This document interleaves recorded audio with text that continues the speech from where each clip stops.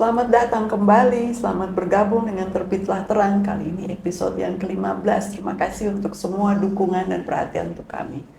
Setelah ngobrol dengan ibu-ibu Terbitlah Terang, bicara tentang intelektual pada 3 episode sebelum ini, ada hal yang menurut kami pada saat itu penting, yaitu bahwa semua orang sebetulnya punya potensi untuk menjadi intelektual.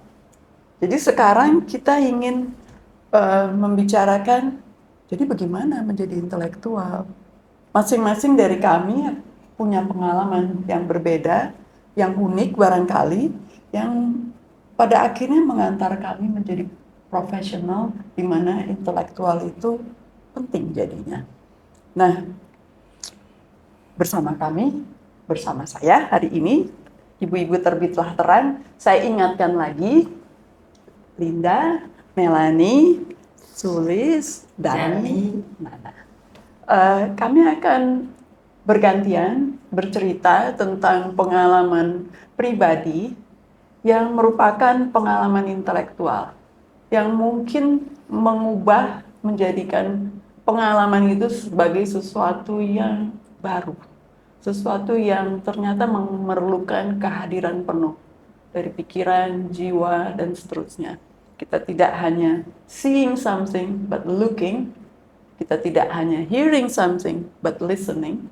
Dan ternyata itu menjadi tulang punggung untuk bisa berpengalaman intelektual. Mungkin saya mulai dulu dari Linda. Terima kasih Mbak Nana, salam pemirsa podcast Terbitlah Terang.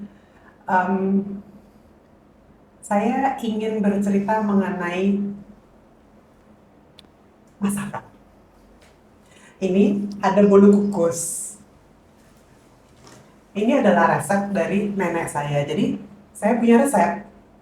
Ya, waktu saya pertama kali coba, ya saya ngikutin resepnya. Gagal, bantet. Terus saya pikir-pikir apa, padahal saya udah senang proses mengukusnya pakai dandang, punya dandang nenek saya. Jadi saya merasa ada hubungan dengan nenek saya. Tapi terus saya lihat ini ada tetesan air ya. Saya baru tahu, oh iya dulu waktu SD belajar ya, kalau kukus air ada yang menguap ke atas. Berarti tutup dandangnya itu mungkin akhirnya saya siasati, saya pakai serbet, saya tutup.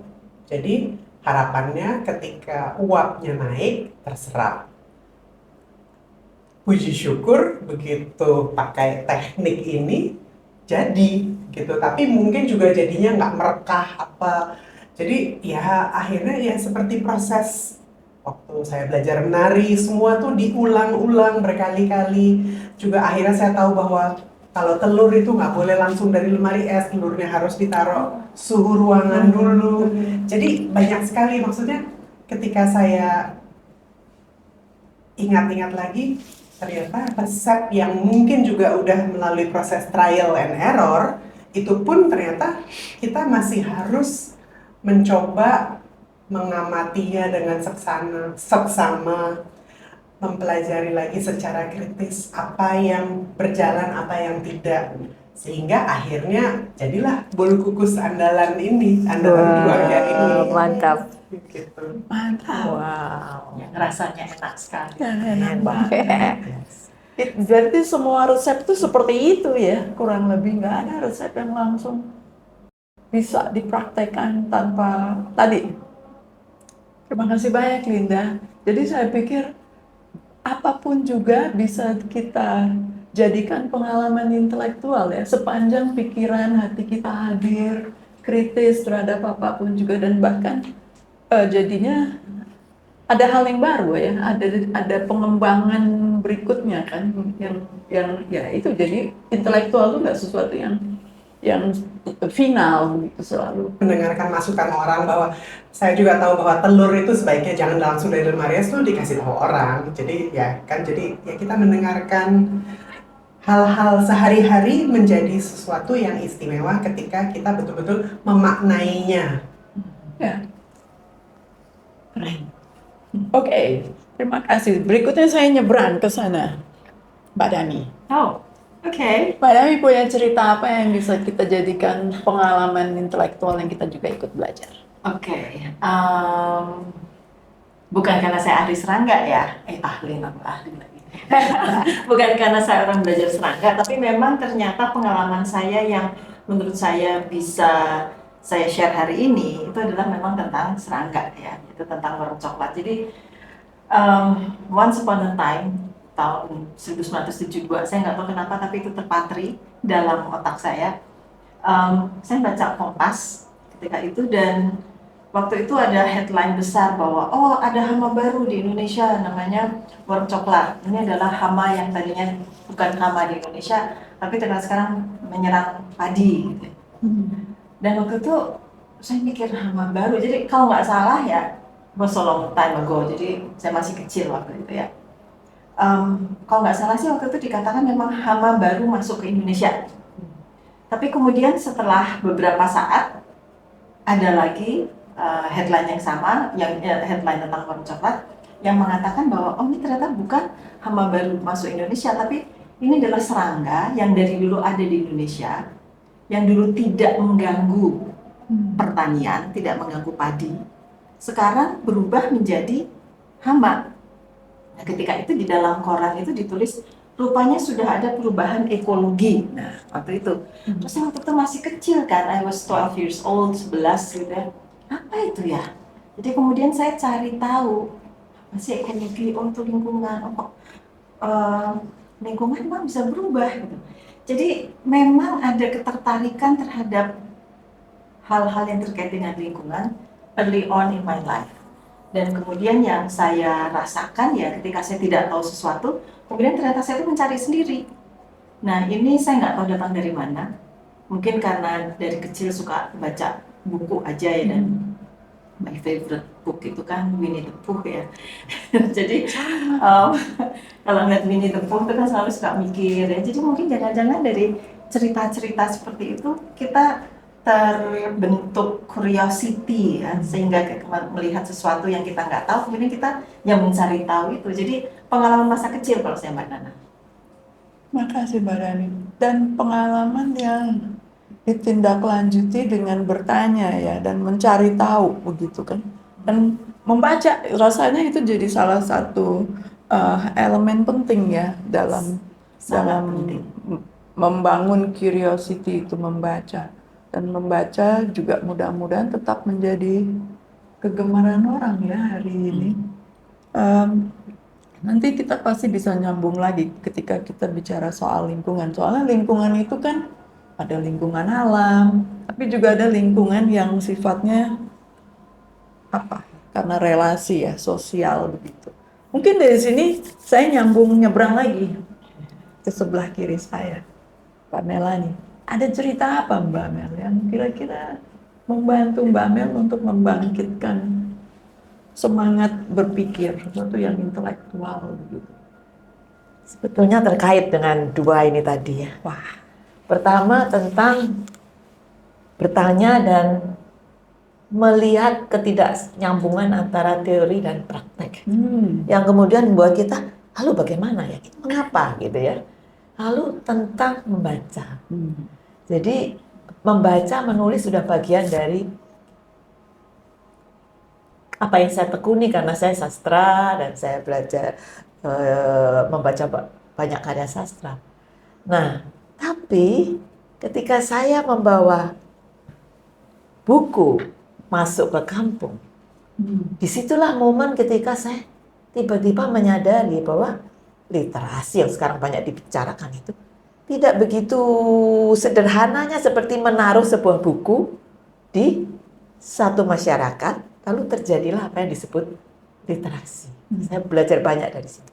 Jadi saya membawa, ketika saya mendapatkan kesempatan untuk memanfaatkan sebuah gudang kosong yang disewa oleh suster-suster Ursulin di situ, di kampung di Tanah Abang, silakan dipakai untuk kegiatan anak-anak di sekitar Tanah Abang itu. Maka saya mengumpulkan buku-buku dari teman-teman, letakkan di situ. ternyata ketika buku itu ada, belum tentu terjadi sesuatu, gitu ya. Anak-anak masuk, gitu ya, buka buku, tapi kegiatan yang seperti dikatakan Mbak Dami tadi belum terjadi, gitu ya. Maka saya mencoba melakukan kegiatan, bikin origami, gitu ya. Ternyata ketika saya membuatkan origami itu, anak-anak itu datang, ada yang datang bawa anak adiknya, yang ngompol di sini, ada yang menyuapi, gitu ya. Tiba-tiba ribut, mereka semua wah ingin mendapatkan origami itu. Terjadilah kehebohan rame yang tidak saya bayangkan di ruang perpustakaan gitu kan. Wah ini di luar kontrol nih gitu. Tiba-tiba ada air tumpah dari sebelah, di jendela sebelah. Nampaknya tetangga sebelah terganggu. Ini ada apa di sana? Nah itu percakapan pertama bahwa tidak mudah gitu ya. Lalu kemudian bagaimana dengan menulis, ya kan? Saya berusaha memanggil anak-anak itu, ayo anak-anak kita nulis apapun yang kau bisa tulis untuk nanti dipamerkan, ditaruh di dinding. Nah, anak itu pun senang, dari yang kecil sampai yang besar, bikin tulisan, ada yang buat gambar boleh, lalu saya tempel. Lalu ada seorang anak yang memang dia preman ya, artinya dia anak jalanan yang selalu menarik uang atau pokoknya dia gagah sekali sekulin dan selalu ditakuti oleh anak-anak itu. Tapi dia sering datang ke tempat kami dan dia melihat yang lain nulis dan dia ingin juga nulis. Maka suatu ketika dia datang bawa tulisan yang tidak bisa saya baca karena itu huruf yang ditempel-tempel tidak ada maknanya. Maka saya dengan pikiran seorang yang belajar sastra dan bahasa, ini apa nggak bisa saya tempel, tidak bisa saya pamerkan ya. Saya panggil anak itu, saya bilang, saya mulai pakai teori-teori gitu, subjek, predikat, bahwa ini anak itu diam, pokoknya dia kecewa ya. Mungkin dia semalaman sudah menulis itu. Dan setelah itu anak itu tidak pernah kembali. Itu jadi pelajaran saya sebagai pendidik bahwa saya harus memahami konteksnya. Bahwa saya harus memahami mengapa mereka datang di situ, apa masalah mereka. Dan bukan begitu caranya. Jadi teori kita biasanya pikir, kita mau mengajarkan sesuatu, kita mau memberikan sesuatu pengetahuan. Tapi tidak semudah itu. Kita harus mendengarkan mereka, tahu dan ternyata yang paling penting yang mereka ingin dapatkan adalah mereka dihargai. Bahwa mereka diberi rasa percaya diri. Bahwa mereka bisa, dan saya kehilangan kesempatan itu pada satu anak itu yang saya namakan Akyar ya, saya ingat namanya. Tapi momen itu kemudian menjadi dorongan bagi saya terus menerus untuk mempertanyakan semua pengetahuan saya, untuk membumikannya dengan cara mendengarkan, melihat, tidak merasa saya mengerti, saya bisa memberi. Itu saya kira Mbak Nana. Wah, luar biasa. Wah, terasa ya bahwa pelajarannya kita mau ngajarin orang ternyata kita yang belajar. Iya, betul. Oke, kita beralih dulu. Pak Sulis. Pak Sulis punya cerita apa? Ya, terima kasih banyak Mbak Nana. Saya itu kan belajarnya antropologi hukum ya. Kalau orang-orang hukum yang alirannya mainstream itu melihat hukum sebagai teks, dan teks itu disamakan dengan benda-benda alam di laboratorium seperti Mbak Nana di laboratorium sebagai sesuatu yang given. Jadi buat mereka yang namanya hukum adalah teks itu, dan teks itu dipandang sebagai sesuatu yang otoritatif karena dihasilkan oleh prosedur-prosedur konsen dari seluruh rakyat yang diwakilkan kepada parlemen. Dan kalau sudah jadi, maka mengikat, tidak ada tawarannya lagi, itulah yang harus terjadi. Nah, sebagai antropolog hukum itu saya belajar bagaimana hukum itu tidak ada di ruang kosong, tapi harus dipelajari kaitan-kaitannya dengan manusia, masyarakat, kebudayaan. Lalu saya punya pengalaman ketika saya bertemu dengan para perempuan di lapas. Lapas itu apa sih singkatannya? lembaga pemasyarakatan di Tangerang.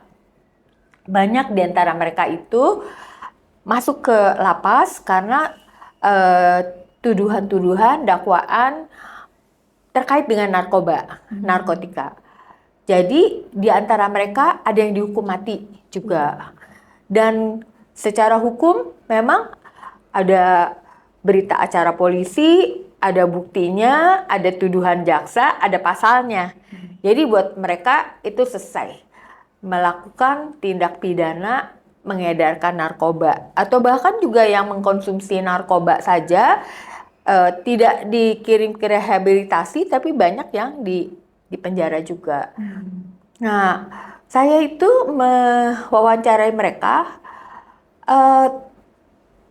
banyak perempuan juga dari negara-negara tetangga, Thailand, Myanmar, ada juga dari Afrika, di samping perempuan-perempuan Indonesia.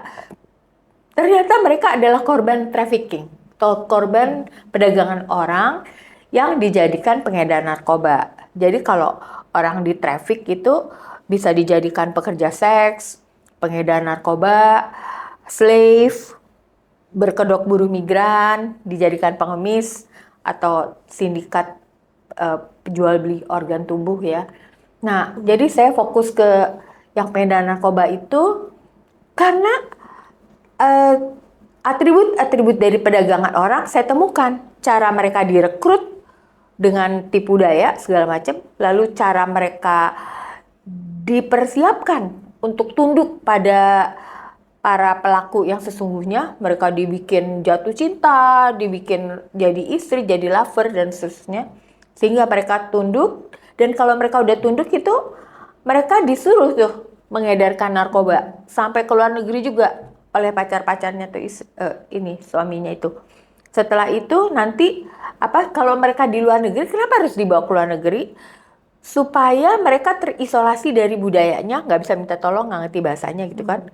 Lalu setelah itu kalau tertangkap, ya perempuan-perempuan ini yang tertangkap, si suami-suaminya punya perempuan ada 5-6 lain gitu kan. Nah, jadi saya melihat bagaimana penjelasan secara tekstual hukum itu kurang separuh dalam menjelaskan persoalan yang sesungguhnya. Jadi harus melihat bagaimana hukum itu ada hubungannya dengan manusia, masyarakat, kebudayaan, bahkan konteks-konteks politik, kultural, sosial yang lebih luas. Jadi nggak cukup belajar hukum hanya dari teksnya saja. Jadi itu membuka cakrawala saya mesti melakukan banyak penelitian sih supaya saya bisa menghidupkan hukum yang mati sebagai teks itu. Mungkin itu yang bisa saya ceritakan. Luar biasa Mbak Sulis. Jadi ada pengetahuan tapi lalu juga ada dorongan untuk membantu ya mereka yang diperlakukan tidak adil, bahkan sampai pada proses yang sebetulnya sangat formal begitu ya. Dijatuhi hukuman mati. Iya, iya. Iya. Wah, luar biasa. Mengerikan ya. Ya. Terus kalau Mbak Nana sendiri gimana pengalaman Mbak Nana? Iya. Pengalaman saya. Ya, terima kasih Mbak Dani. Saya pikir dari kecil saya dikenal sebagai anak yang suka ngelamun-ngelamun ya. Ternyata itu berlanjut. Tapi satu pengalaman mengamati yang saya pikir mengena sekali adalah ketika suatu pagi saya pagi sekali mengamati bulan purnama yang akan terbenam. Jadi langitnya masih cukup gelap dan bulan purnamanya ya terang sekali begitu ya, dan dia sudah hampir ada di ufuk sebelah barat. Saya lihat aja awalnya tanpa terlalu banyak mikir, hanya menikmati keindahan dan kesunyian begitu. Dan bagaimana alam berubah ya dari fajar menjadi terang, jadi sudah mulai ada suara-suara, ada cahaya. Inilah sangat memenuhi hati begitu. Tetapi yang pada saat yang entah mengapa pada saat itu tiba-tiba saya terpikir, ini kan bulan yang sama yang diamati oleh orang-orang yang bergenerasi-generasi sebelum saya ya. Nenek moyang bahkan orang-orang mungkin purbakala, karena bulan ini umurnya tua banget kan. Bumi umurnya 4,5 miliar tahun, jadi bulan kurang lebih hampir setua itu. Jadi makhluk hidup yang paling kuno pun yang sudah bisa melihat, mestinya lihat bulan juga yang sama. Dan saya merasakan terkoneksi dengan nenek moyang saya begitu, dan saya mereka lihat hal yang sama, mereka juga mungkin menikmati begitu, tetapi yang saya ingin tanyakan pada saat itu adalah bagaimana mereka mempersepsi bulan untuk sesuatu yang lebih apa ya, menggairahkan daya pikir mereka begitu. Jadi saya pikir mestinya mereka perhatikan juga ya bahwa bulan itu berubah dari sabit menjadi setengah, menjadi purnama, setengah lagi, sabit lagi, berulang kali.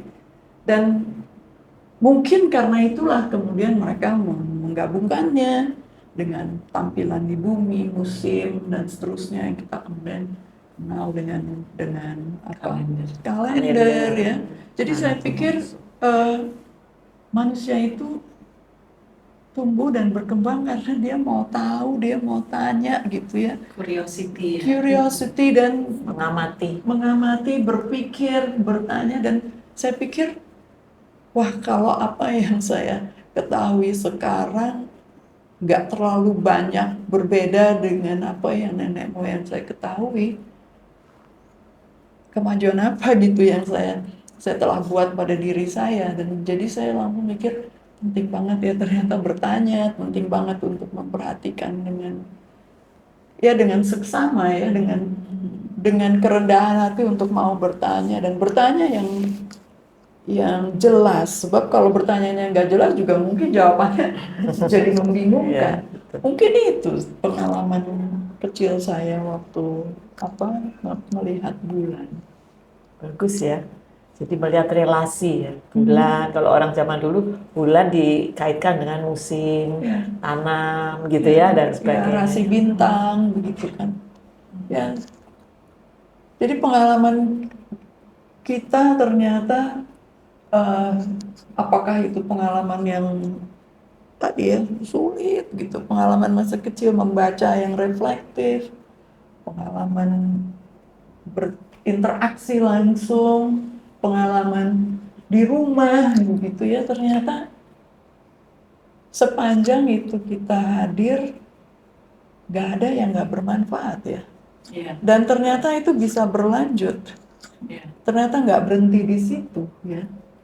Jadi penting buat kita untuk hadir secara penuh dalam momen saat itu, tidak hanya mendengar tapi betul-betul menyimak, tidak hanya lihat tapi betul-betul sepenuh hati memperhatikan.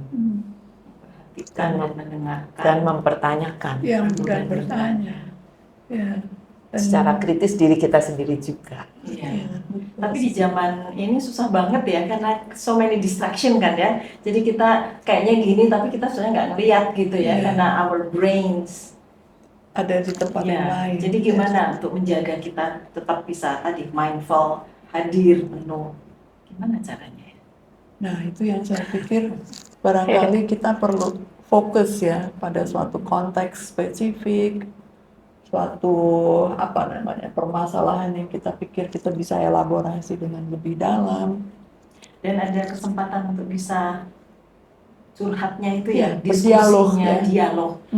dialog yang dibangun itu betul-betul dialog yang mendewasakan, substansial, sehingga kita belajar berpikir kritisnya itu kemudian bisa maju terus. Dan kita tidak puas ya, tidak hanya berpuas diri dengan ya sudah, saya sudah punya pengetahuan ini. Oke. Terus dan aplikasinya ya kan, Iya. konteks dengan orang lain ya.